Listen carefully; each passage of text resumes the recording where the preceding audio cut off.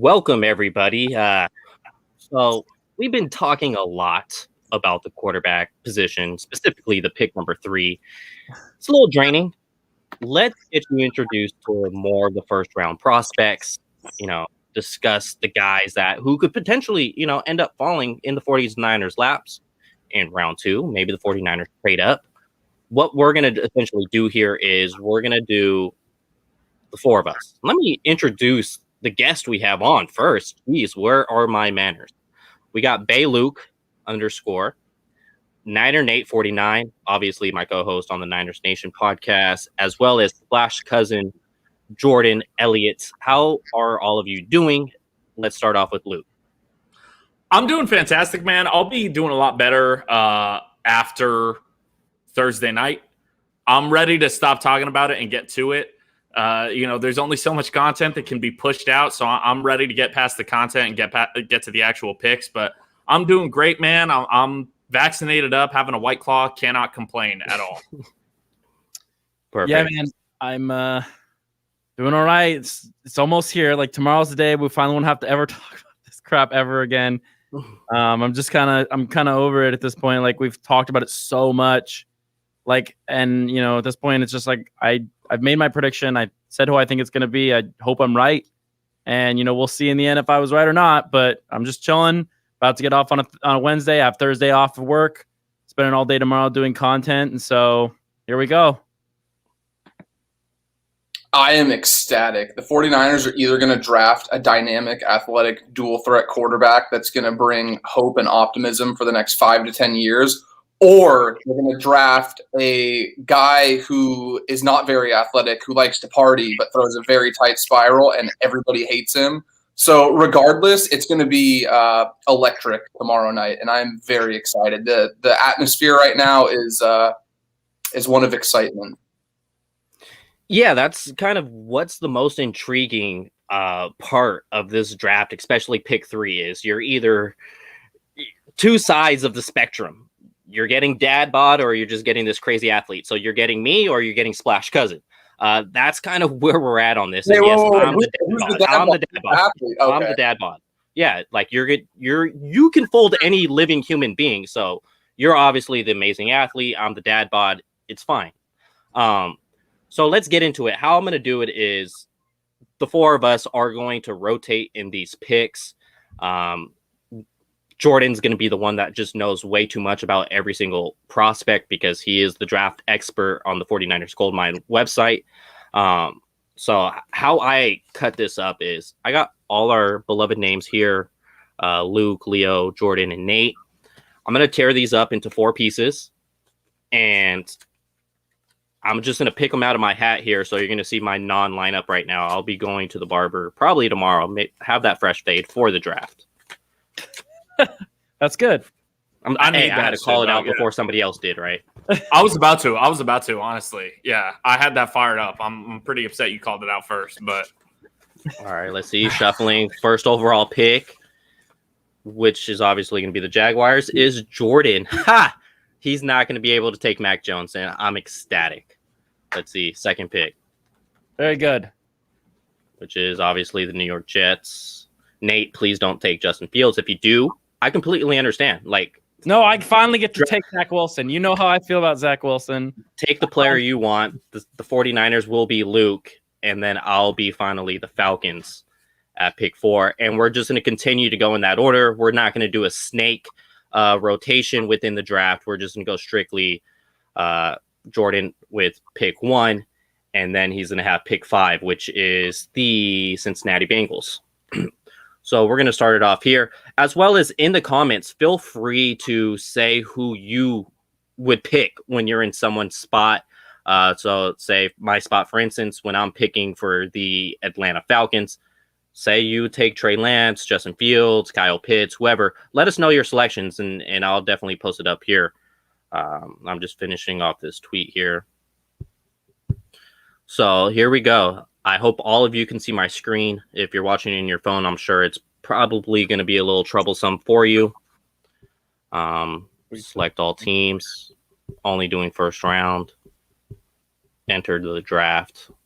Man, I'm getting pumped just by clicking these buttons, which is weird.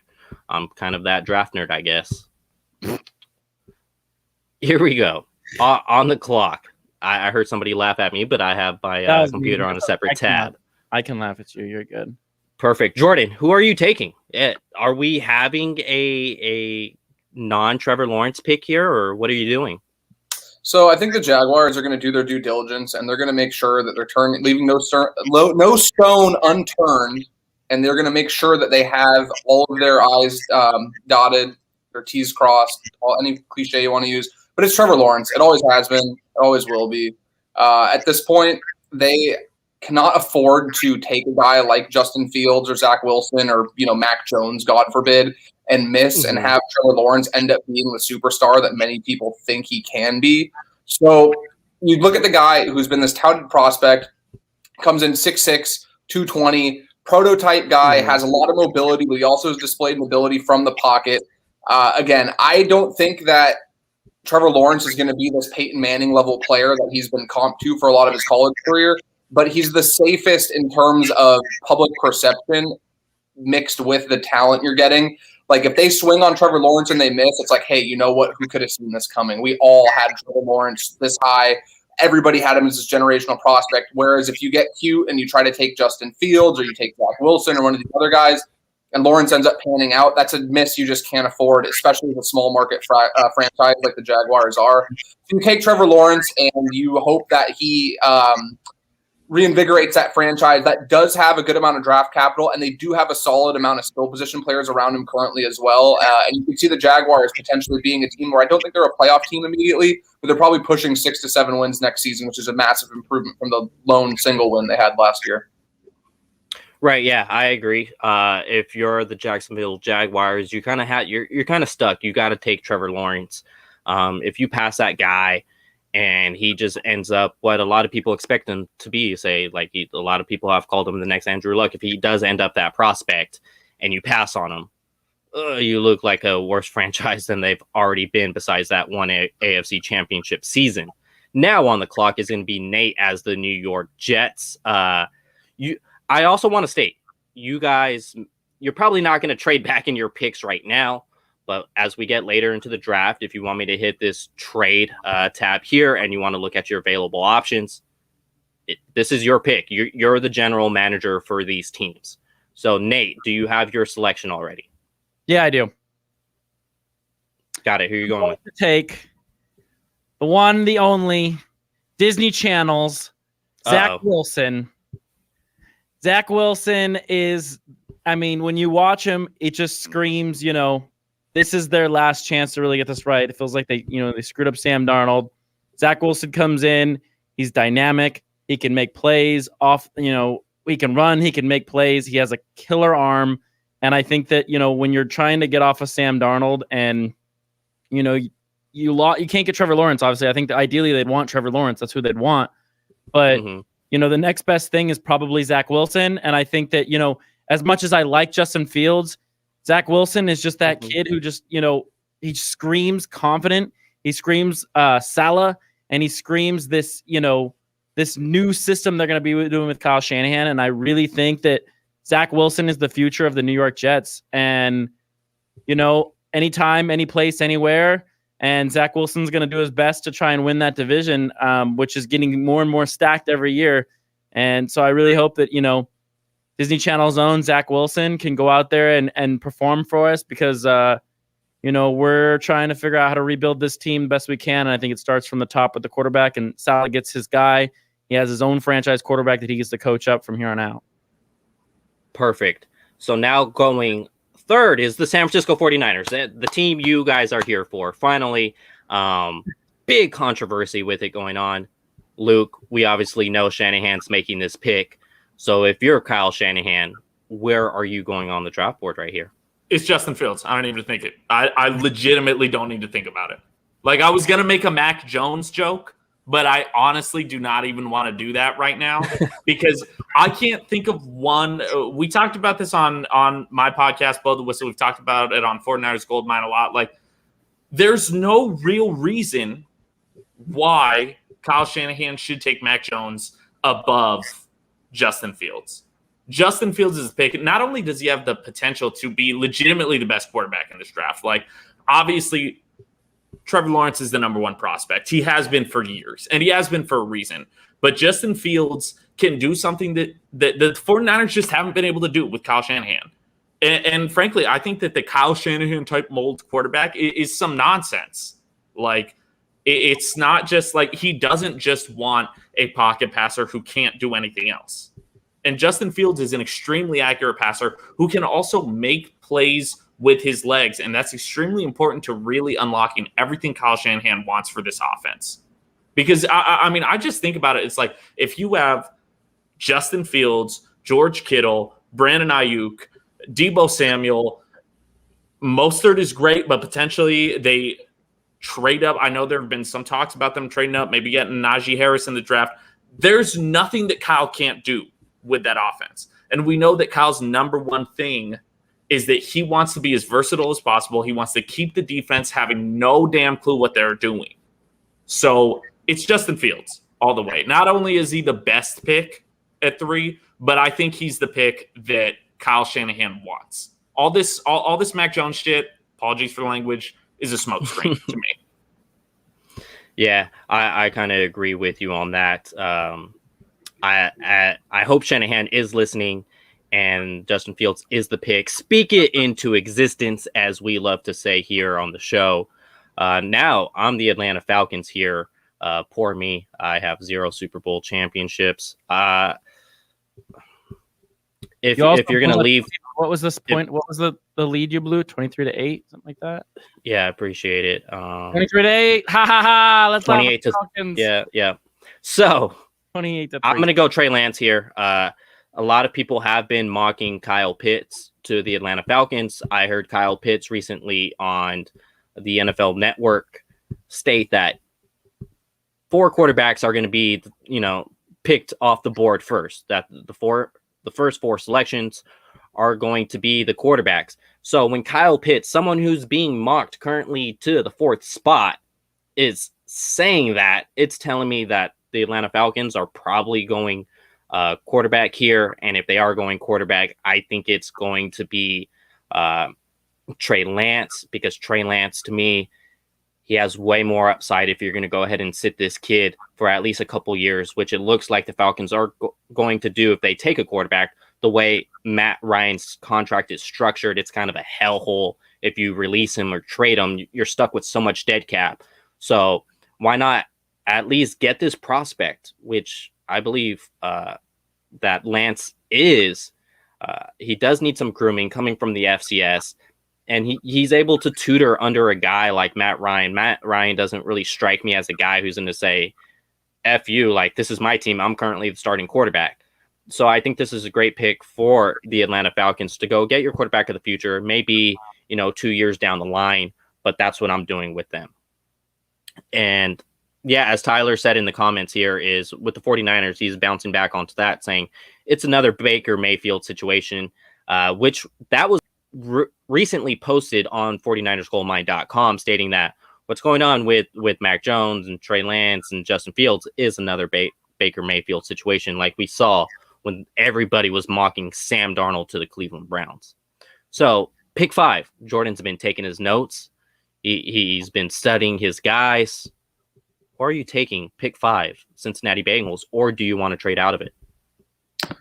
I think the Bengals are in a position. So I don't know if we could say trade out of it right now, but I will throw this scenario out there. Sam Monson on the PFF podcast had a really good point that if Miami really is set on one of these guys, like let's say Miami really wants Jamar Chase, they really want Kyle Pitts, and they move back knowing that there was a situation that could potentially happen, just like we just saw in our mock where quarterbacks go 1 through 4.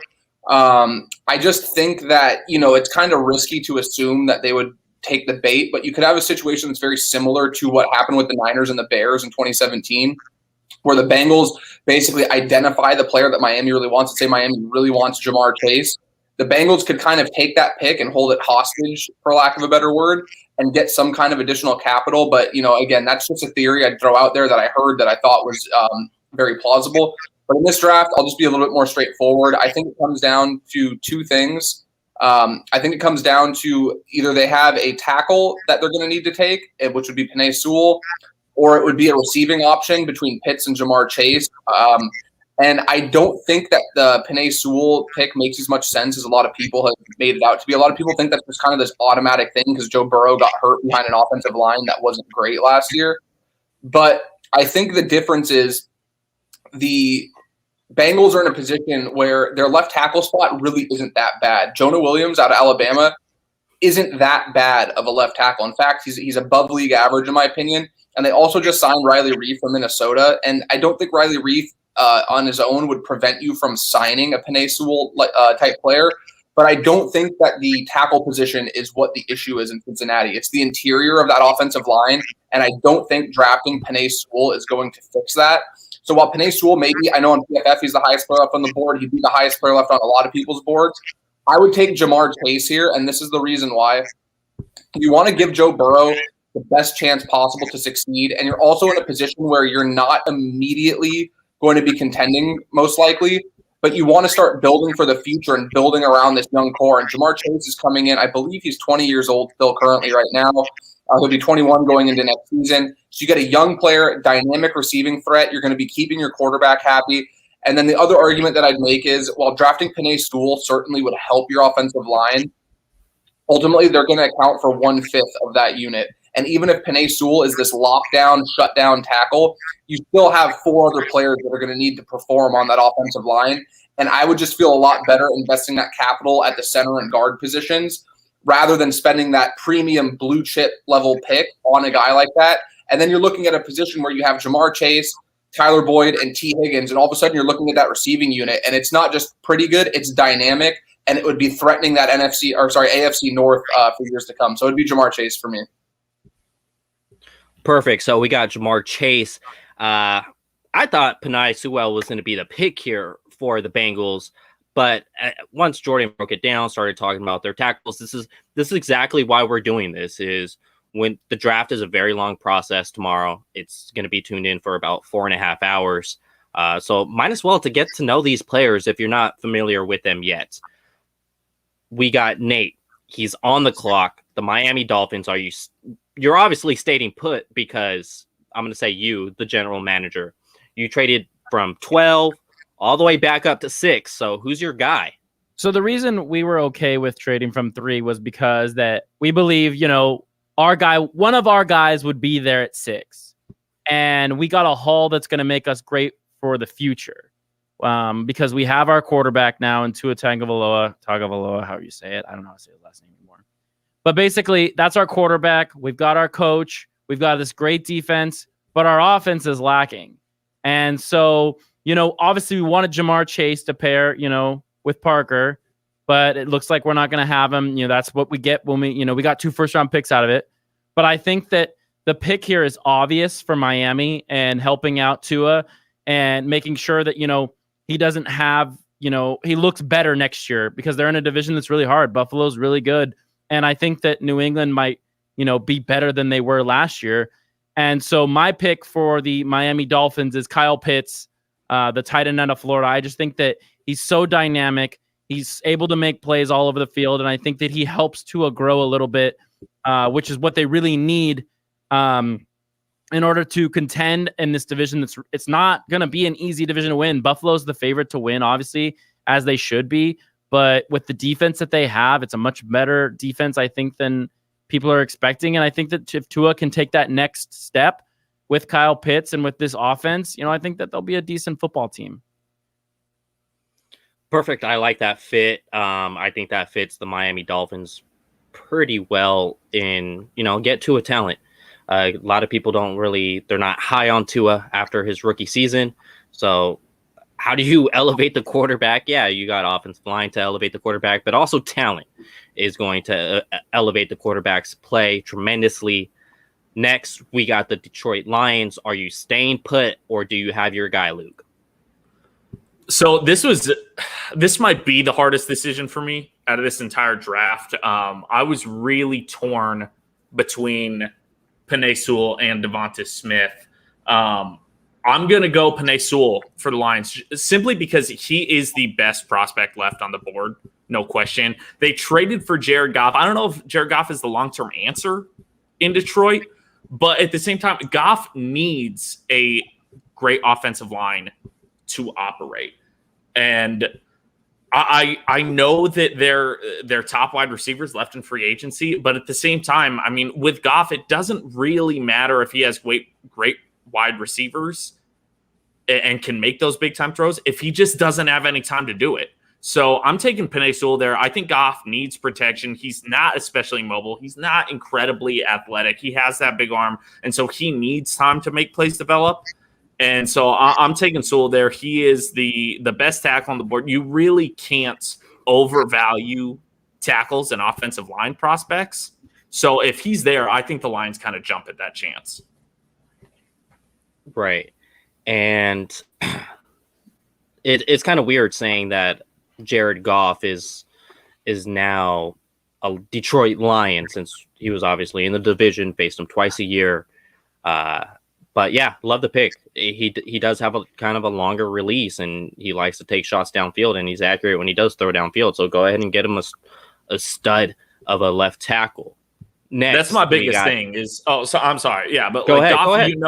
You know he loves those downfield shots, and that's where he can make the biggest plays. So you need to give him time to make those biggest plays. I mean, ultimately, we've seen it with a myriad of other teams. I mean, you need to have time to let your plays develop. If your offensive line is ass, then a lot of times it doesn't matter how good your wide receivers are. So give Goff the best chance to make those plays. And also, there's a lot of good wide receiver targets in round 2. So I'm going Sewell, get a target in round 2 all day. Makes sense. I like it. Here, I'm probably going to take this. The Cowboys at 10. I'm going to move back and steal whose pick would it have been. It would have been Nate's pick. If the Cowboys could give me pick 99 and I could move back 2 spots, I'll do it. Trade was declined. Still, give me 115 and I'll do it. Trade was accepted. So now I'm going to draft a player.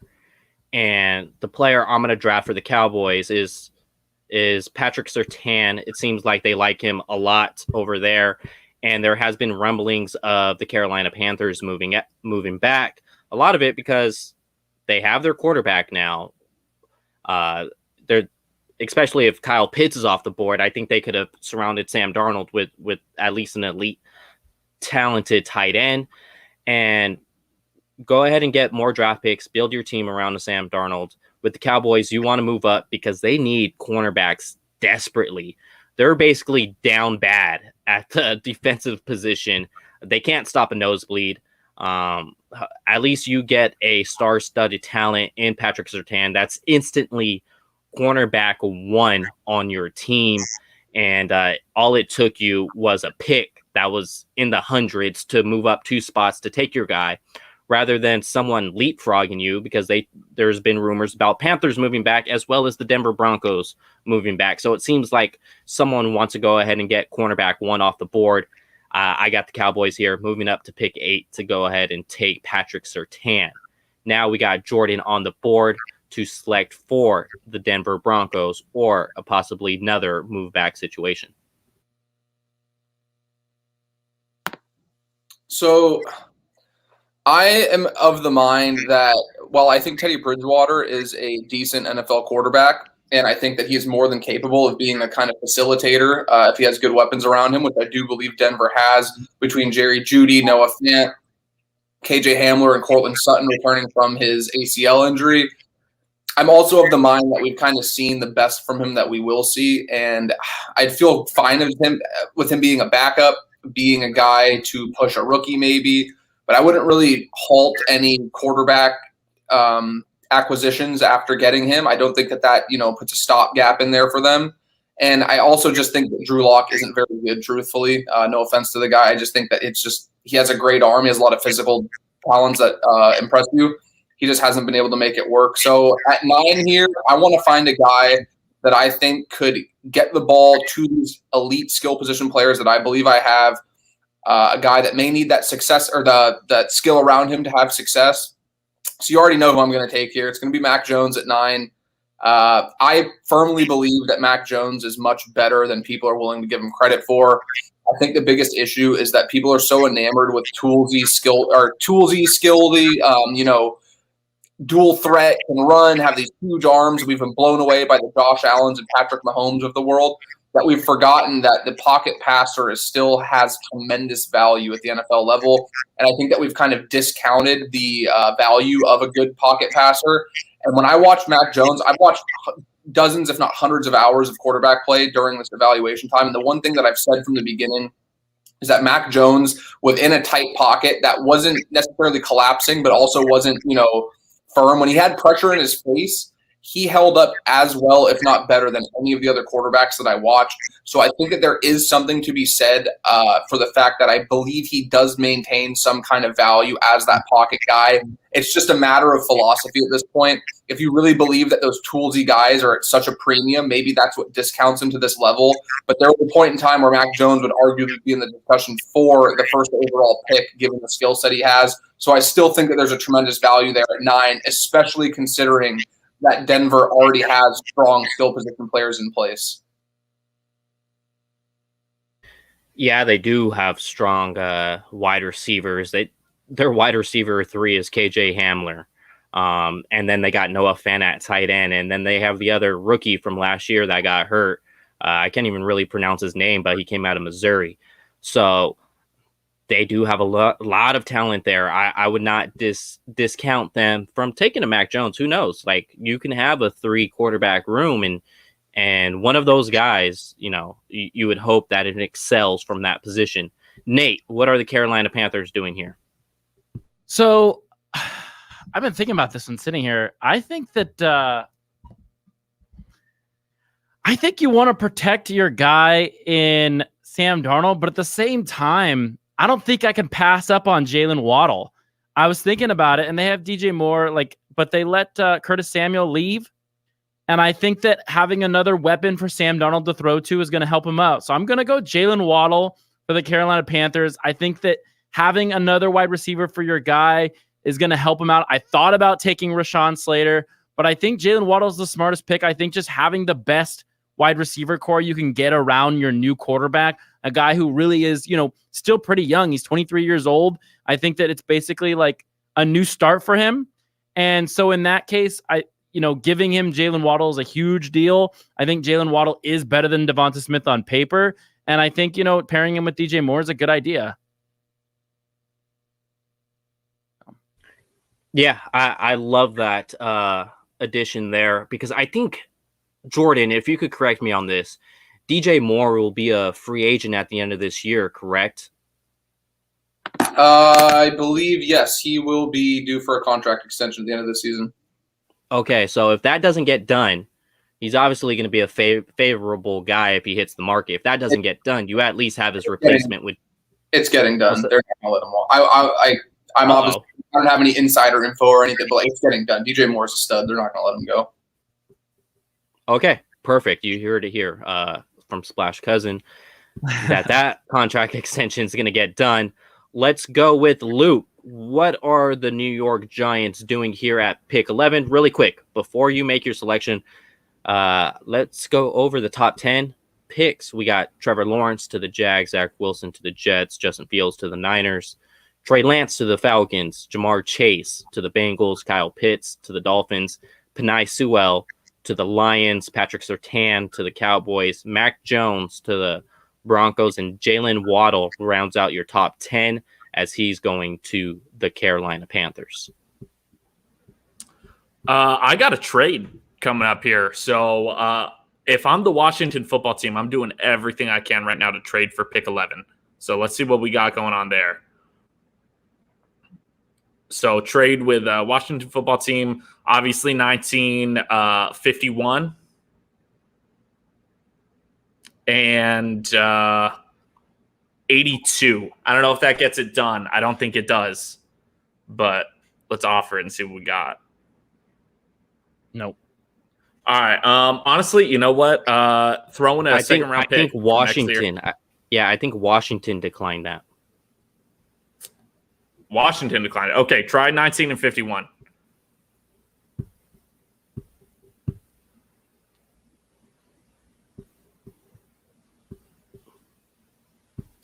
All right. I could do round 2 next year. Yeah, let's do that. Round 2 next year. All right, it's done. Okay. Trey Lance for the Washington football team. Trey Lance is gone.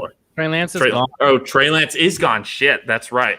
Well, in that case, I'm going to take Rashaan Slater. Excuse me. Yeah, not Trey Lance. I'm going to take Rashaan Slater. Well, that fits them. Their offensive line is trash. So yeah, let's go ahead and take Rashaan Slater. They need help. I know Ryan Fitzpatrick is not the long-term answer for this team, but ultimately, probably next year, if they make this trade, they're going to be in the position to probably draft a quarterback and offer some things up for a quarterback. And we've seen that successful rookie quarterbacks are usually the ones that have good offensive lines in front of them. Because, I mean, Joe Burrow was the most talented quarterback in last year's draft class. And ultimately, a lot of his struggles, like Jordan said, was partially because they didn't have a real number one wide receiving threat. But then also what happened? He got injured and he was out the rest of the year. So they need a tackle to really take that. Rashaan Slater is by far the second best tackle in this class. And I think that's their move there. Perfect. I think it makes sense. You were thinking Trey Lance initially, but I think that's a move that we could see the Washington football team move up to go ahead and select a tackle of the future. We saw the playoff game. They were really bad. It wasn't Alex Smith. It was Tyler Heinicke. He didn't really have any time. When Alex Smith was in there, he wasn't too mobile, so he didn't have much time either. And it's not like Ryan Fitzpatrick is the most mobile guy in the world. He may have the best beard in the NFL, but he does not have the best mobility in the NFL. Yeah, that's on me. I got to apologize for that. I got 3 different mocks that I've done in addition to this one pulled up. And I didn't have Trey Lance gone on that one, but that is my apology. But I still do think that that they need a tackle very badly. Perfect. So I am selecting for the Philadelphia Eagles, unfortunately, but I think this is prime location for Devontae Smith. I don't care how much he weighs, 160, 170, 140, 120. This guy was a Heisman Trophy winner. He is going to be a stud and translate in the NFL. It's not like Marvin Harrison was built like DK Metcalf. Yet Marvin Harrison, granted, he had Peyton Manning, yet Marvin Harrison was still unguardable and created a ton of separation and made those deliveries from Peyton Manning a lot more easier. And Peyton Manning wasn't having to throw in so many tight windows when those passes were going to Marvin Harrison because he was creating space at the top of his route. He was creating it on all 3 levels of the field. And that's something I think Devontae Smith can do as well.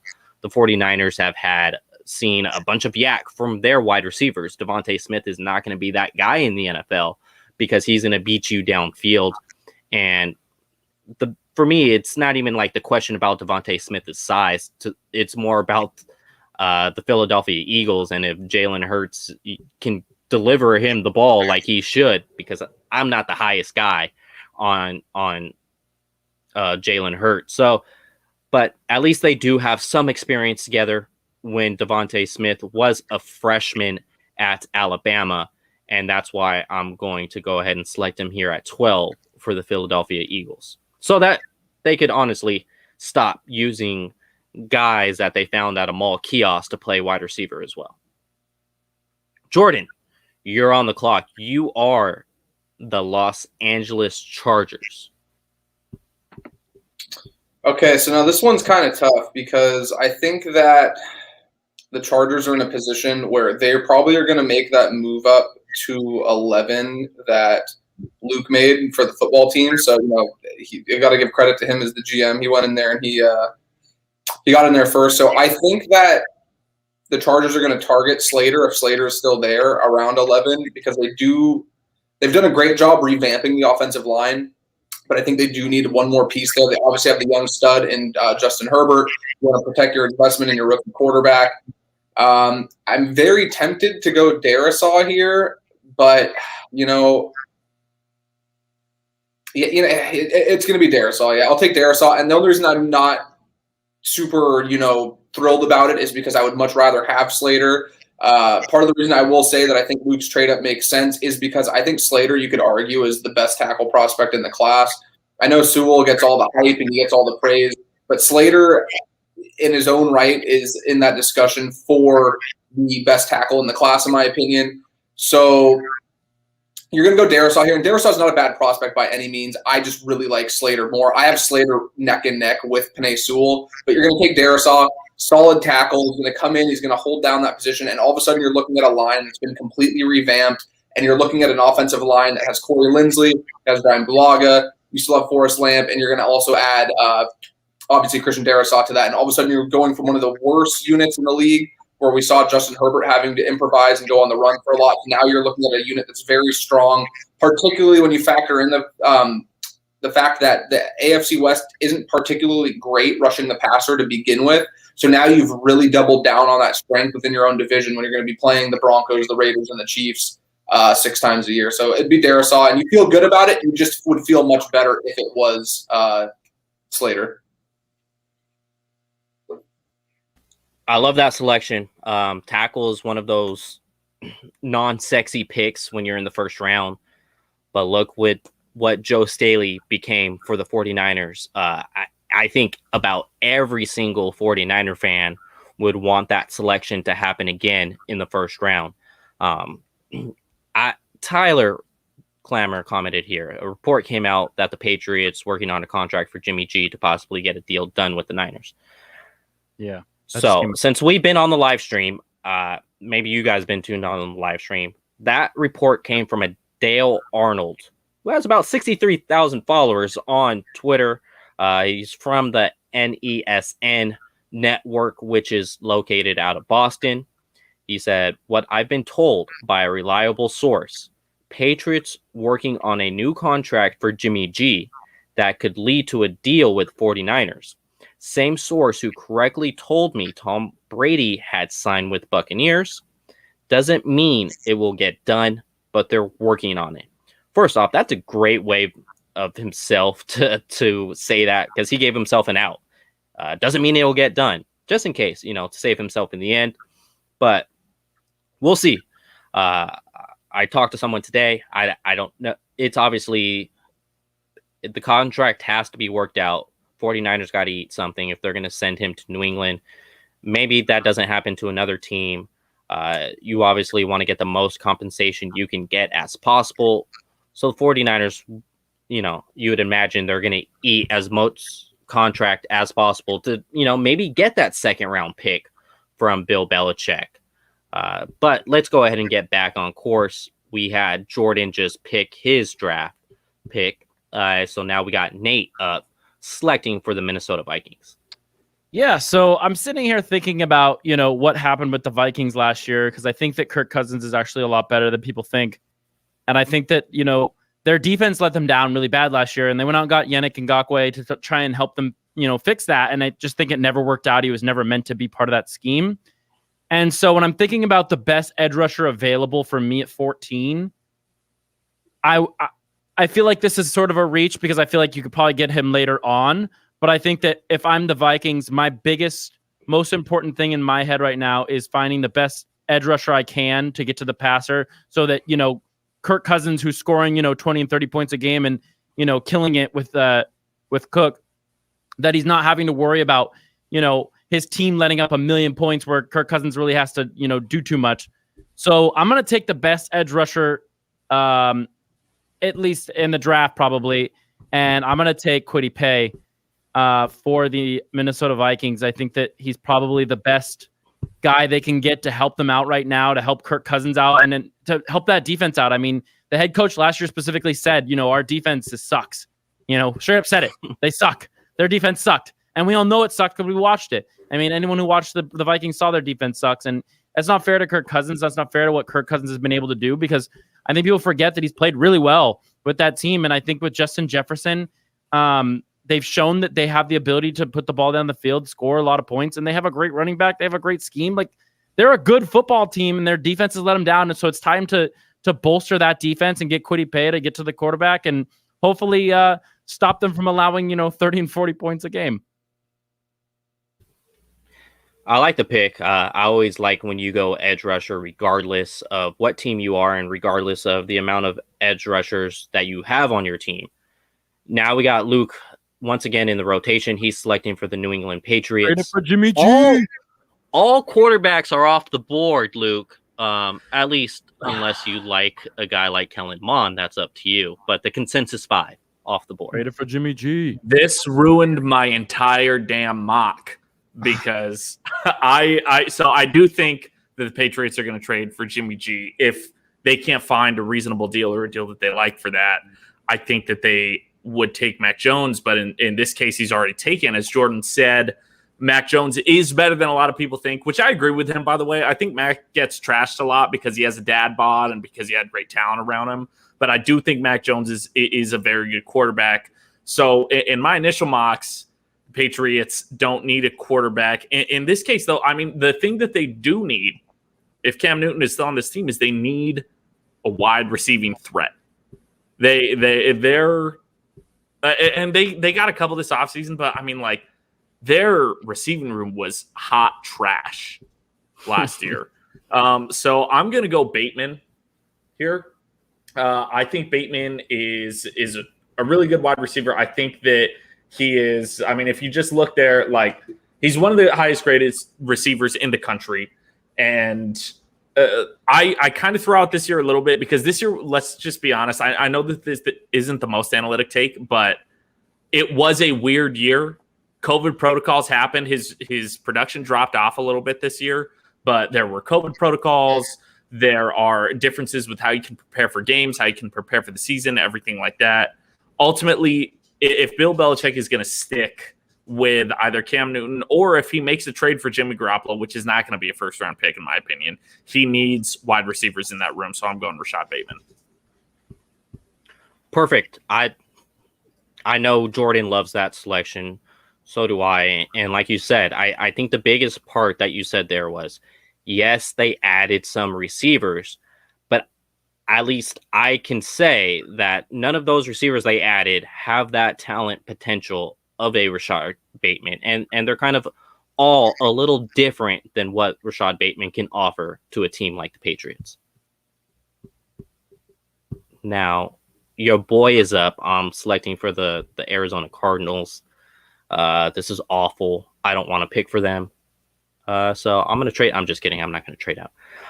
I think the best selection for them as we go down the board, see who's still available. We got some corners, J.C. Horn, Greg Newsome, Caleb Farley, edge rusher, and Jason Oweya. They could go tackle Walker Little, but they just took one last year. Terrence Marshall, since they do run a pretty spread out offense. But I'm going to go with, I have this guy higher as a cornerback perspective, which is J.C. Horn. To me, I think he's cornerback number 1. They lost Patrick Peterson this offseason. Patrick Peterson is now in Minnesota. So they're a little light there at the cornerback position. Yeah, they've added some pieces on offense. But at the end of the day, I don't trust Cliff Kingsbury to call much of an offensive game to average 30 points a game. And I think this defense is very, very light. They added J.J. Watt on the defensive line, but J.J. Watt's not the same J.J. Watt we've seen from him in 2018 and older. He's not getting to the quarterback at that same pressure rate. Chandler Jones is coming off an injury. So the best way to help out those guys is to get a true cornerback 1. And I think J.C. Horn could be a cornerback 1 in the NFL rather than, the top 10 of that cornerback 1 market. I think J.C. Horn could be there eventually in his NFL career for, more than one season. So that's where I'm going with the Arizona Cardinals. Next we have on the board is we got Jordan picking once again, and he's going with his beloved Raiders here. The Raiders. So the Raiders are in a really weird position because they're a team that's not terrible, but they're also not really they're like a fringe playoff team. They were in the running last year. They obviously faltered down the stretch a little bit. But I think they need playmakers on defense, and they need a guy that's going to come in and make a huge impact. I'm a huge Trayvon Mara guy. I was mulling taking him there, but they did bring back Carl Joseph. They do have Jonathan Abram. I think they're kind of stuck, especially investing that first-round pick in Abram very recently, where they're going to be stuck with those guys for a little bit. I like Jonathan Abram. He's kind of a throwback safety. He hits hard, plays very tenaciously, but he is awful in coverage, and I think that's going to set them back a little bit. So I would want to get a guy that's going to add some plus ability to their coverage unit, and he's going to give them some kind of dynamism on that defensive side of the ball. So the guy I'm looking at here, I know Micah Parsons is still on the board. A lot of people are very enamored with him. I think he's a very solid player against the run. He's a good pass rusher, very athletic guy. But I was not impressed at all with Parsons in coverage. But a guy who I was impressed with was Jeremiah Owusu-Koramoah out of Notre Dame. I think he fits this prototypical hybrid somewhere between a linebacker and a safety mold where you could put him out on an island with a guy like a Travis Kelce, with a guy, Darren Waller's obviously on the Raiders, but that kind of tight end, that kind of big slot guy that we're seeing in the NFL a lot, where he's not going to be a liability on the defensive side of the ball on any type of, if they're running the ball passing, he's not going to get exposed one way or the other. And I think the 49ers have kind of hit gold with this type of player with Fred Warner, where you see a guy that really is going to be out there as a true three-down linebacker, which recently has been very hard to find in the NFL because of how much it's going back to more spread concepts, more open field stuff, more the ball's being thrown a lot more. You need a guy that's not going to be a liability in coverage, and I just think JOK fits all those boxes, and he would be a guy that would be able to be a building block for that Raiders defense for the next 5 to 7 years and really give them a stud playmaker. They do. I will say real quick, they do need edge help. I wouldn't be upset if they took a corner there, but JOK just provides such a solid foundational piece for me that I would feel great taking him if I was Mike Mayock and John Gruden. Yeah, I think he's one of those underrated guys that's not being talked about enough within the draft process and draft crushes. I think he could be a stud, and I think what he does translates very well in the NFL. I think a spot also with him, maybe a pick earlier or a couple picks earlier, could be the Patriots if they don't decide to go add more playmakers for their quarterback. So let's see. We got Nate on the board for the Miami Dolphins. What are you doing here? You got your first pick. You went ahead. Man, you're picking for the Dolphins twice here. Yeah, that's crazy, right? Your first pick, you took Kyle Pitts, who's a stud, basically a wide receiver at the tight end position. Where are you going here? So I really like where our defense is right now as a team. I think that we're one of those teams that, you come into Miami and we're going to punch you in the mouth. And I think that with the rise I'm expecting from Tua in his second year, especially with Kyle Pitts, and I think that I still really like Parker, and I think that I'm later on I'm definitely going to get another wide receiver in this draft. But if you ever listen to the Niners Nation podcast, I've talked a lot about the kind of guys you take in the first round, and I believe that quarterback, offensive tackle, and edge rushers are the main guys you want to take for a team that for any team in the first round when you're spending first round draft picks. And so for the Miami Dolphins, I really want to go with Jalen Phillips, edge rusher, because I think that my goal is to get to the passer, to kill anybody I have to, and get the ball back to Tua Tagovailoa as fast as possible, because I want to score a lot of points. And I believe that I'm going to have to score a lot of points to win in my division against Buffalo and even New England with Jimmy Garoppolo and his defense that Jimmy Garoppolo putting out there. Jimmy Garoppolo will have a pretty decent defense in New England, and I think that with the scheme he's going to be doing in New England, I think that they're still going to score a lot of points, and I think that Bill Belichick knows what he's doing out there, and so I want to make sure that Tua gets the ball as much as possible, to beat the quarterbacks of the division, that being Jimmy Garoppolo, Zach Wilson, and Josh Allen. I'm not even shocked that you took an edge rusher. Like I said, I'm always down to take edge rusher. This man just went out there and said, "Oh yeah, when they play against the Patriots and Jimmy Garoppolo." Like, all right, okay, we're just already calling it before it's done. Yeah. So now we got Luke back on the board here to go ahead and select for the New York Football Giants. I am taking Micah Parsons. Frankly, okay. I think I know this is the lamest thing that everybody says in every mock draft when their team picks somebody, but this is a steal, but this is a steal to get Micah Parsons at pick 19. The Giants already have a solid defense. And I was torn between taking Parsons or cornerback because the Giants' cornerback depth is not the best in the entire league, but Newsome just doesn't have a ton of experience. And then Caleb Farley, who's my next best quarterback on the board, was injured. And I think at a certain point, if you're picking it at pick 19, pick 20, somewhere late in the first round or below, like it's kind of your responsibility to take the best player available. And Micah Parsons can do it all. So I'm really with them taking it. The Giants have been linked to Parsons a little bit. Gettleman talked about versatility, which Parsons has, and also talked about linebacker fit. And so they're already clearly thinking about a linebacker at number, I know right now they're number 11, but in this mock, they're number 19. If you can get a Micah Parsons, you take that. And then that really ends up being a pretty winning trade for both teams, for the Washington football team that moved up to 11 to take Slater and 19 to take Micah Parsons, because I do think that he is one of the best defenders in this entire class. So I think that could really revolutionize what the Giants can do on defense. We've seen what a strong, I know like Jordan said, he's not the strongest in coverage, but we've seen what a really versatile linebacker can do for NFL defenses. So I think they take him if he's there in a snap. Can you do your steal impression again on how fans say it? Oh yeah, all the time. It's like, oh, it's a steal. It's a steal. But sometimes picks are a steal. You got to go for it, Yeah, I agree with you on that. So we got your master plan when you moved up for that quarterback. Ended up great for both teams. So look at you. I'm not saying I'm the most genius GM for two teams in the NFL, but I might be.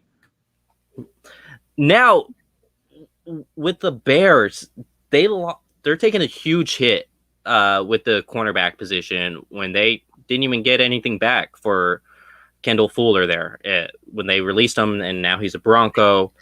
I think right here, if you got Greg Newsome sitting on the board, what's going to help him is you have Khalil Mack on the defensive line, obviously. So I'm going Greg Newsome because outside of Fuller was basically their only cornerback worth anything. I know they had Johnson, who played okay. He had his ups and his downs, and that's what happens when you have growing pains with the rookie. But now you get very inexpensive with your 1-2 punch at the cornerback position, and I think Greg Newsome could fit what they like to do over there with the Chicago Bears is, put your hands in the face of a wide receiver, play some bump and run there in Chicago. And I really do like Greg Newsome in that spot for the Bears. Next we have up is Jordan once again selecting for the Indianapolis Colts.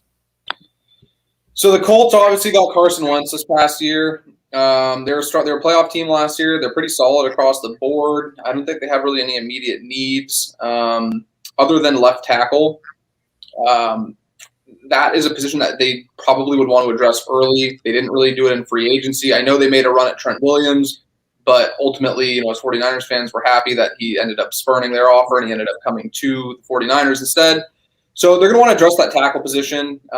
I don't know if Vish is out there watching, but I'm sure he'd be like, yes, this is where you take Elijah Vera Tucker, his guy out of USC. But unfortunately, it's not going to be Vera Tucker. It's going to be Tevin Jenkins out of Oklahoma State. He's a guy who I think could come in and you could plug in from day one and could solidify that left side of the line next to Quentin Nelson. We've seen in the past when Carson Wentz has had time to throw and he has had time to operate his offense, he has been a MVP level player. I don't think he quite gets back to that level. I think that 2017 season was an anomaly. But after investing that kind of capital in him, you're going to want to give him the best possible route to success. And starting with a strong offensive line, I believe, is the first step. And it also is going to help out Jonathan Taylor in that running game as well. So you take Kevin Jenkins and you feel pretty good about a unit that had to replace a left tackle that's been there for a long time who ultimately ended up retiring. So you take Kevin Jenkins and, again, it's another situation where you'd feel a lot better if it was Trent Williams, but it's a pretty good consolation prize or contingency plan for a team that was unable to secure the services of Trent Williams. Yeah, they were very big on that Trent Williams, trying to acquire him. And I like it. I apologize. I didn't even go through the top 20 picks of our 2021 NFL mock draft. I know I'm a terrible host. Forgive me. I'm used to having Nate host for me, and I just sit back and relax and then talk. So, starting from the top, we got Trevor Lawrence, Zach Wilson, Justin Fields to San Francisco, Trey Lance to Atlanta, Jamar Chase, Cincinnati, Kyle Pitts, Miami, Penei Sewell, Detroit, Patrick Surtain, Dallas, Mac Jones, Denver, Jalen Waddle, Carolina, Rashaan Slater, Washington, Devontae Smith, Philadelphia, Christian Darrisaw, Los Angeles Chargers, Kiwitty Pay, Minnesota, Rashad Bateman, New England, J.C. Horn, Arizona, J.O.K., Oakland, didn't even want to try, Jalen Phillips, Miami, Micah Parsons, New York Giants, Greg Newsome, Chicago, and then pick 21 was just selected, Tevin Jenkins to Indianapolis. At 22, I want to try something. It's hard because Jimmy Garoppolo hasn't been traded yet, but I want to trade with the San Francisco 49ers. Uh-oh. Jordan, let's put the camera on Jordan here. What do you want to do right now, Nate? I want to trade with the San Francisco 49ers. Okay. San Francisco 49ers. Make it work. Just see if you can get it to work. I know there would be another second round pick in there somewhere that they would be able to offer. So to be clear that they would never do in real life, that this is just la la land. I want to get ahead of the Pittsburgh Steelers. If I was the Jets, I'd be doing it too, but I can't. I'm not the Jets in this scenario, so. I know the simulator pretty well. You're going to have to give up a two, and an additional pick probably for them to approve it. Well, if this is what I think you're going to do, Nate, I know that it's not the logical move, but I'm so excited. Don't cheat. Make sure that the trade actually has to go through. Don't give this bozo the satisfaction of having like. There would be a second round pick ideally in there because Jimmy Garoppolo would already be with the New England Patriots. Okay, let's see. Well, that's if they get a second out of it. So you're gonna have to start with a second this year and probably the 2022 second and an additional pick. I'm telling you, it's not. It's. I've done hundreds of mock drafts on the simulator. 43. And then next year, second, and then like a sixth. This year? Well, yeah, it has to be this year. Thinking about it. Oh, my God. I'm so excited. I know what's going to happen, and I'm so goddamn excited. No. The 49ers said no. The 49ers said no. Get rid of one of the additional picks then. The 49ers said no. Damn They still said no. Virtual John Lynch is holding firm. I just like the problem is we don't have 2 seconds. So if we had 2 seconds, I feel like we could do it. But try second and fourth. Probably second have to and fourth. 43, 117. Try fourth. Hey, try one of our fourths. We have a million of them. Where's pick 102? Did we trade it? We didn't trade it. We didn't trade it. That's weird. Try maybe 43 and 155. Is that enough for the Titans to go back though? 21 spots? No. It shouldn't be. That's what I'm saying. 43 and 117. See, it sucks because we can't do it because of the fact that Jordan in shambles. We are in La La Land. Welcome to La La Land. Because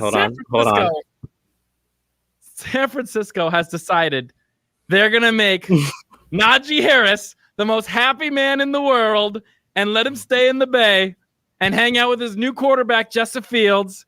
Kyle Shanahan finally gets the running back he's always dreamed of. Najee Harris is the pick here. San Francisco is going to take Najee Harris and walk away from night one with Justin Fields and Najee Harris. And it's just going to be the most fun thing you've ever seen. They're going to go out and they're just going to step on people's necks on defense with Nick Bosa, Sabson Ebukam, Javon Kinlaw, Eric Armstead. And then when they get the ball, Justin Fields is going to throw the ball down the field to wide open Brandon Ayuk, wide open George Kittle. They're going to have a running back who can catch the ball. And then they're going to run you down every single game with Najee Harris. The 49ers come away from the draft with 2 of the best picks in the draft, and they're going to kill everybody next year Watch out, Los Angeles Rams.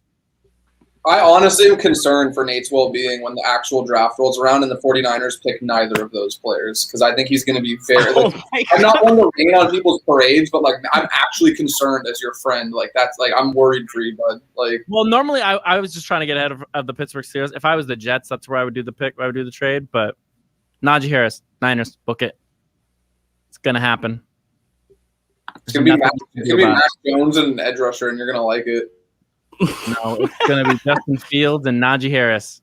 I'm going to be honest, Jordan. I wouldn't like that shit at all. I would be very bummed out. I'm not saying to trade for Najee at pick 22, but I would be very sad if that is the – although that's probably the more likely result, although I really don't think it's Mac Jones. I'm preparing myself so that Jordan doesn't fold me and cook me repeatedly in every group chat from here on out. It's okay. I'll see him on Friday. He can fold me then. Okay, perfect. Right, I live in Chicago. Jordan can't reach me here, but I'm going Caleb Farley for the New York Jets. That's a good pick. Okay. Yeah, I think I know that again. I said at 19 with the Giants, they might not pick him because of his health issues, but again, you're back here a little bit for the New York Jets. If he has the potential to be the best cornerback in this draft, you can take that. And we know that the Jets have been interested in cornerbacks throughout the draft process. Caleb Farley is an extremely talented player. If you can get him at pick 23, and let's be honest, the Jets are not winning right away. I love Robert Saleh. Love Zach Wilson, who they take in this draft, and who they'll probably take overall. But if you can get that opportunity to get an ultra-talented cornerback in your system, take it all day.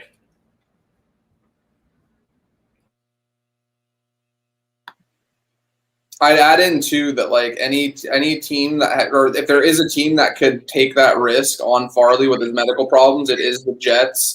With the fact that they do have those 2 first-round picks, they have 2 first-round picks next year. They're in a much better position to be taking a risk on a player that they might not be able to play right away, that might have to sit, and ultimately might not pan out because of his medical issues. But you're going to feel good about it because you do have extra first-round picks to play with. Yeah, thank you for speaking up for me because I was actually on mute and I was talking to myself. This is why Jordan and I are mind melded, because Jordan is my analytics god. Jordan is the perfect analytics guy. He knows everything about it. And exactly what I was also going to say, but Jordan already got there. Luke Keck is the love of my life. And in the most platonic bro way possible. I love this man with all of my heart. Oh, my God. I love you. All right, guys. So I'm going with the Pittsburgh Steelers here. I would love for them to take a quarterback because obviously Ben Roethlisberger is really old and Mason Rudolph sucks. But you lost Bud Dupree in free agency. And if you're the Pittsburgh Steelers, you want to try to get as close as possible to making your defense dominant, to carry the offense once again. While I do like Jason as a prospect, Jason O as a prospect, I like Gregory Rousseau as a prospect. Rousseau didn't play last year, and Jason O had 0 sacks over the season. That's what I'm going to go Azeez Ojulari here. He's got the speed. He is a little small. I think he did have some type of medical red flag, but I think he can translate to the NFL and become essentially a better NFL player than he was a college player, at least stats-wise, especially when you consider you have TJ Watt on the other side. So this is kind of a perfect pairing for Pittsburgh when you have TJ Watt on one side, and then you could add Azeez on the other side and continue to carry your offense with that defense and just have that special defensive line us 49er fans know all too well based on 2019. Jordan, you're on the clock. As the Jacksonville Jaguars, are you staying put and taking a selection to pair with a Trevor Lawrence? What are you doing here? I think that there's enough depth that you're not really forcing a pick there where you're going to need a receiver immediately. They already have DJ Chark. They already have Laviska Shenault. We're in a pretty good spot already, in my opinion. I think they have Marvin Jones Jr., if I recall, as well. So right now their weapons are adequate. It's not, the dominant force at the top of the league, but they're good enough. It's not like they're throwing them into a terrible position. So I would address the defense, and I'm just going to go with my own personal bias here. There's a guy that I really like, and Trayvon Marrig, I think, would come in and immediately be a high-impact player in the secondary. Could line him up at either safety position. You could line him up in the slot. Led the NCAA in pass deflections each of the last 2 years. Was probably one of my favorite players doing evaluations. Just from a pure skill standpoint. And then my logic here is that, you could use an offensive lineman, you could use a receiver, but you're picking 33. You're coming up again in about, I believe, 6 picks. Dylan Radunz, maybe Vera Tucker, one of those guys will likely still be on the board at that point, and I think that Marrig would probably be gone by then. So I'm going to take the safety, and knowing that there's a little bit more depth at tackle, where the drop-off from the next couple tackle prospects isn't very large in my opinion, but the drop-off from Marrig to the next best safety is huge, and I think that they could use some playmakers in that secondary. So I'm taking Trayvon Marrig, and I'm feeling pretty good about it. Perfect. Trayvon Marrig off the board. Hey, you're the GM. If there's a personal bias, let it be. That's your guy. We've seen Kyle Shanahan and John Lynch do that way too many when they had their guy in Dante Pettis and their guy in CJ Beathard and their guy in Reuben Foster. Nate, sorry to neg you out, but you are now on the clock as the Cleveland Browns. I am the Cleveland Browns, and we are no longer a bad team. We actually made it pretty far in the playoffs last year, and I really like my quarterback, and his protection has actually gotten better, so it's great. And I really like my weapons. I like my running back. I like my whole offensive side of the line, and I think that a lot of people have been talking about my defensive line and how I think I can get it even better. And so I'm going to take, with Myles Garrett, I'm going to give Myles Garrett Christian Barmore. I think I said it right. Maybe I didn't say it right, whatever. I think I'm going to give him that, and I think that this D-line is going to be nasty. We're going to be one of the nastiest D-lines in the AFC, and when you come into Cleveland, you're going to get mauled, and that's what we want. We want to maul you on offense. We want to maul you on defense, and we're going to give the Buffalo Bills and the Kansas City Chiefs a run for their money every year where, hey, we're not the Browns anymore. They're not the same old Browns. We're a team that actually, you're afraid to play, and we're going to get the ball back to our maybe Pro Bowl quarterback and Odell Beckham. And, I think our team is and of course I want to get the ball. I want to get the ball in Nick Chubb's hand. I want Nick Chubb to run over whoever he's playing. Are you going to bite off kneecaps too? What? Are you going to be biting off kneecaps as well? No, that's the Lions. Well, I know. So I'm saying, are you not bringing that same mentality? No, I'm not that aggressive. So if your Browns play the Lions, your kneecaps will be the ones, in fact, that are being bitten off, is what you're saying. Okay, but we're going to step on their damn neck, so it's fine. You're going to fold them. They're going to be on the ground in 10 seconds anyway. So how are they going to bite your kneecaps? What? How are they going to bite your kneecaps if they're passed out on the floor? That's my thing. We are formidable foe. Fear us. Luke, you're on the clock, my guy. What are you doing here as the Baltimore Ravens? Can you scroll through the board real quick? I just want to check out, make sure that my targets are there as expected.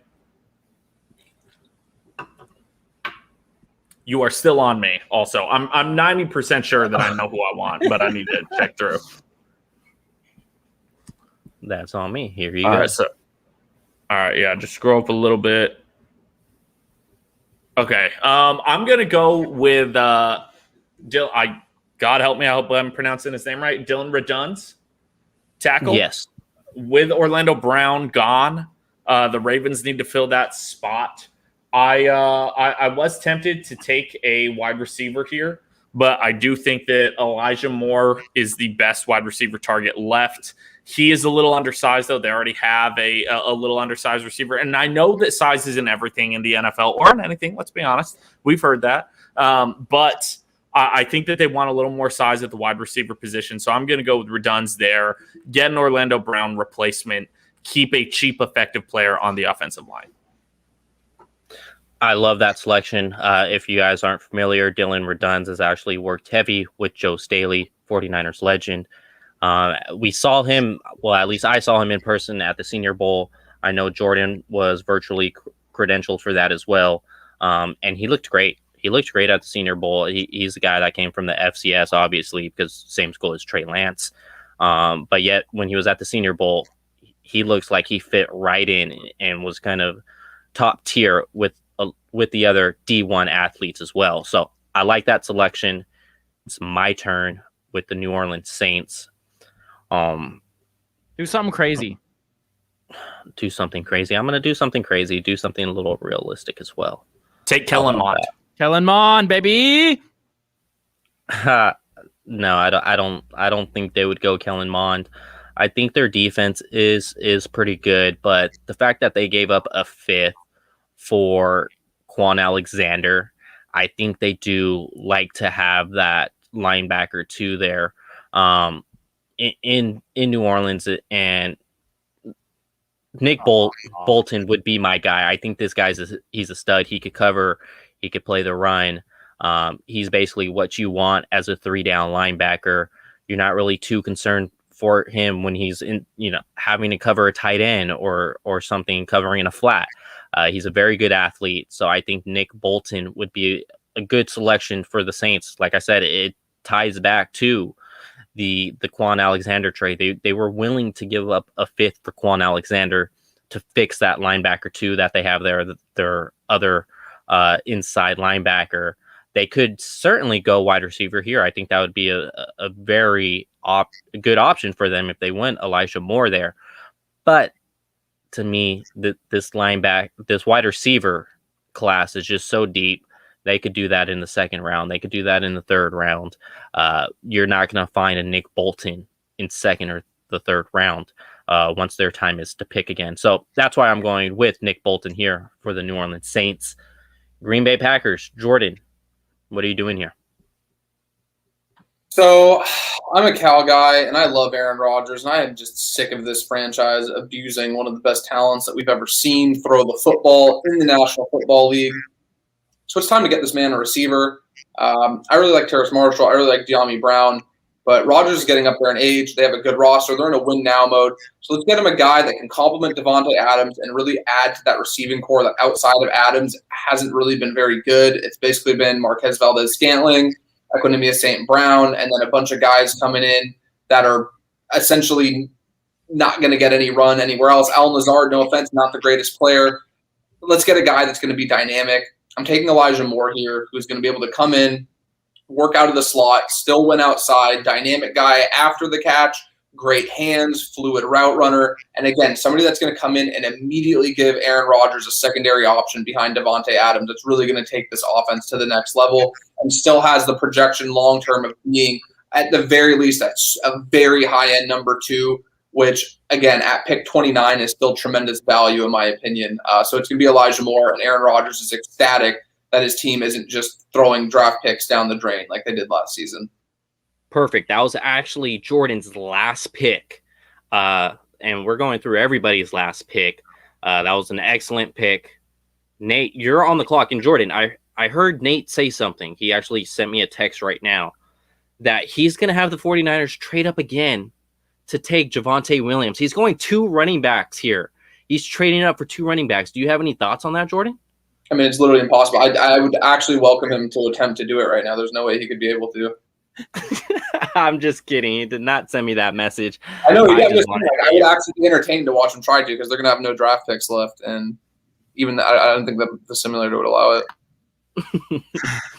Nate, what are you doing here with the Buffalo Bills? This would probably be the spot to trade up for Najee. I just wanted to get ahead of the Pittsburgh Steelers because I thought the Pittsburgh Steelers would do something stupid.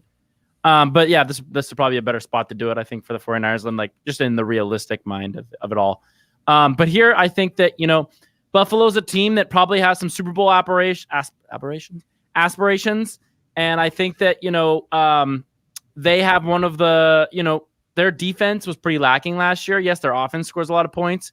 But, like I said earlier, we're talking about this division. The quarterbacks are Zach Wilson, who dynamic can run the ball, Tua Tagovailoa, and Jimmy Garoppolo, who is specifically going to be one of those guys that, with the Patriots, he's going to play his best football. And so, yeah, you have a dynamic quarterback, But I mean, you still got to get after these guys, and you got to find a way to turn the ball over back to Josh Allen to score some points.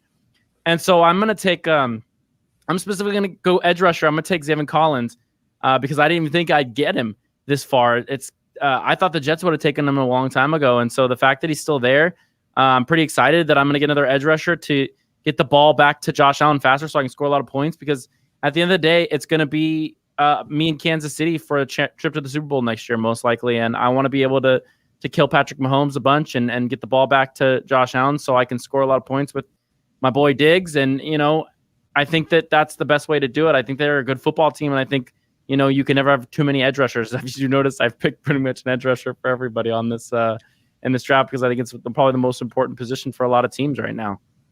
So Jordan likes your value as far as like taking an edge rusher, and you've done it for about every other team besides the 49ers. You actually traded up to go ahead and get that running back. I find that pretty funny. He's a Seahawks fan. He worked in radio and secretly at 12. I did work in radio in Seattle. You are correct. What?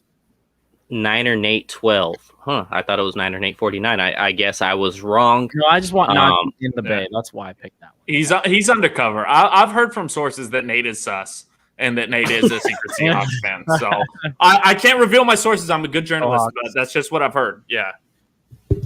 Luke, you're on the clock. Final pick here. What are you doing here as the Baltimore Ravens? This is obviously the pick that they got from the Kansas City Chiefs for Orlando Brown that you alluded to earlier. 2 picks for the Baltimore Ravens in a single draft. I'm taking Terrace Marshall Jr. from LSU. Ooh. I think that he is a fantastic player. I think that he gives them some really good size, and they need to add to that receiving room for Lamar Jackson.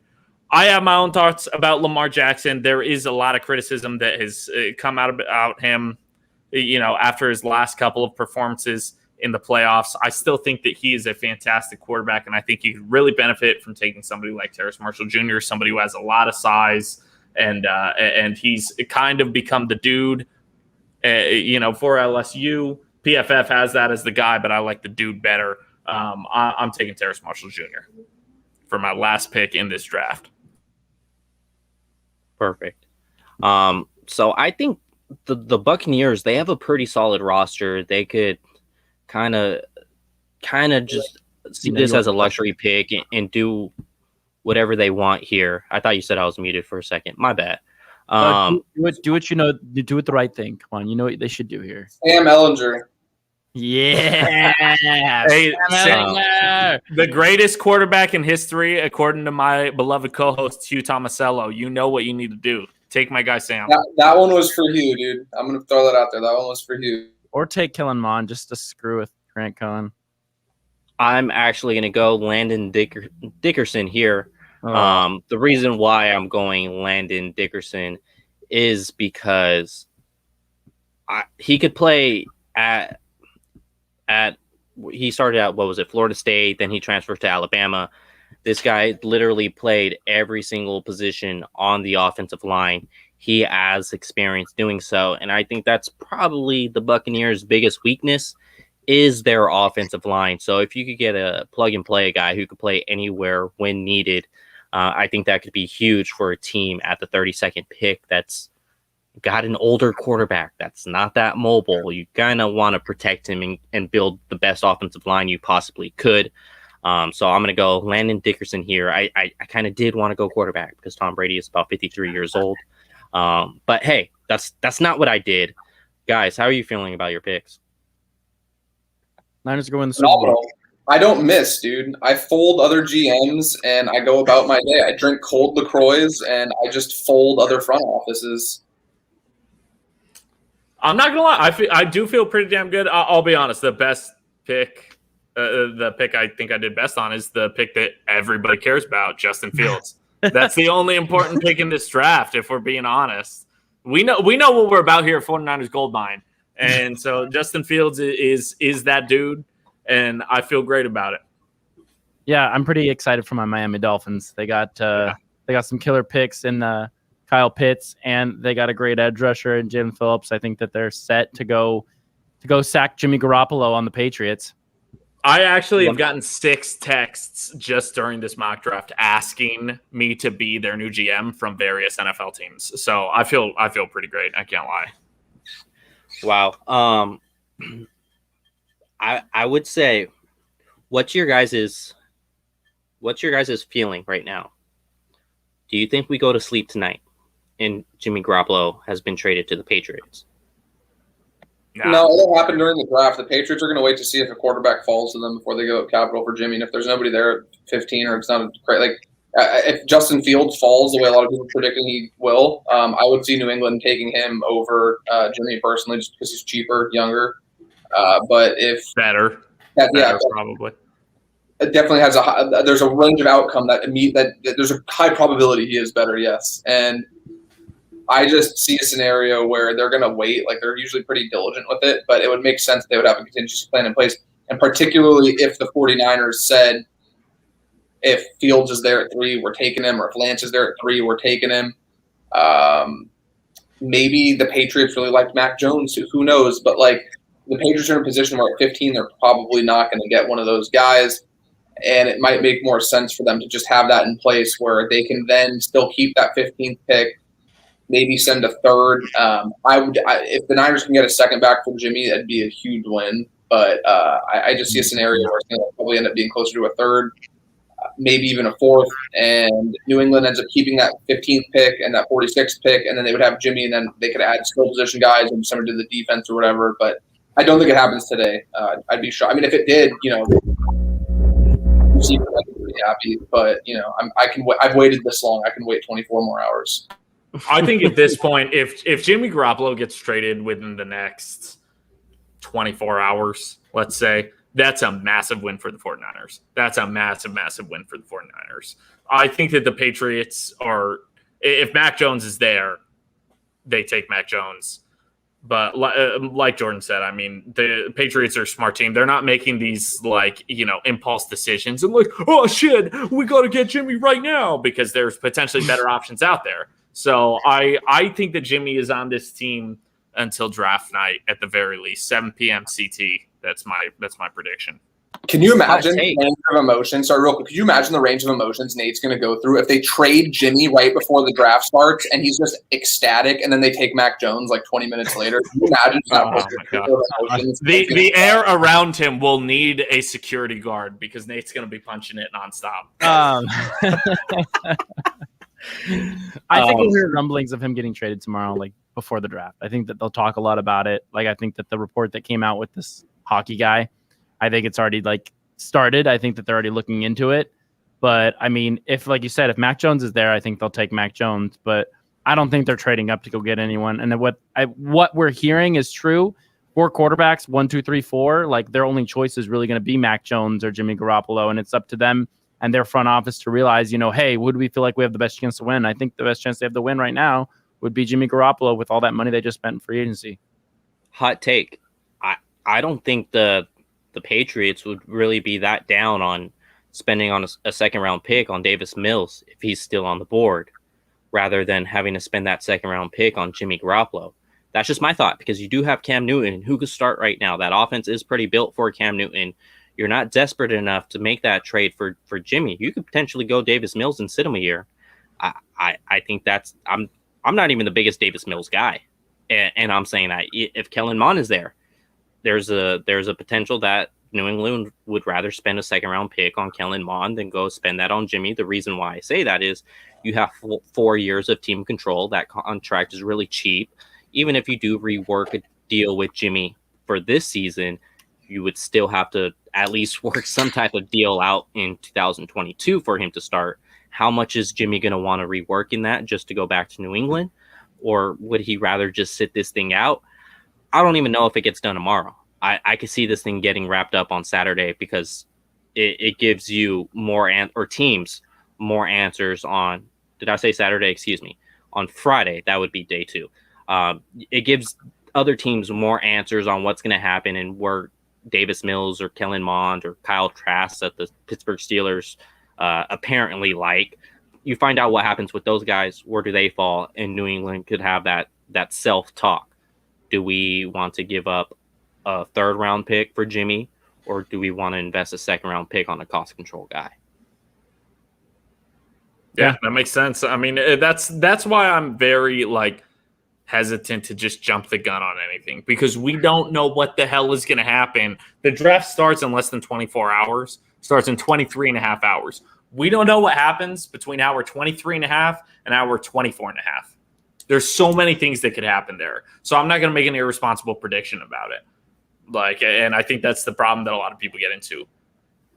I feel like just tweeting out every single hour, 23 hours until the NFL draft. You should. 22 hours until the NFL draft. 21 hours. I did the same thing. I could just schedule it to where I'm dropping it at 2 a.m. Yeah. Do it. You should do it. I would appreciate it. Use Hootsuite, baby. That gives you that opportunity. That's what we're all about. People would hate it so much. But yeah, we'll see. The best thing. They're good. No, they're not. We'll see what happens at this time tomorrow. Hopefully we know the pick. We may not, because the draft, they do say it starts at 5, but realistically the Jaguars probably aren't going to go on the clock until about 5:20. So we'll see what happens. It'll be probably 24 hours from right now, like 5:40. Right around the time.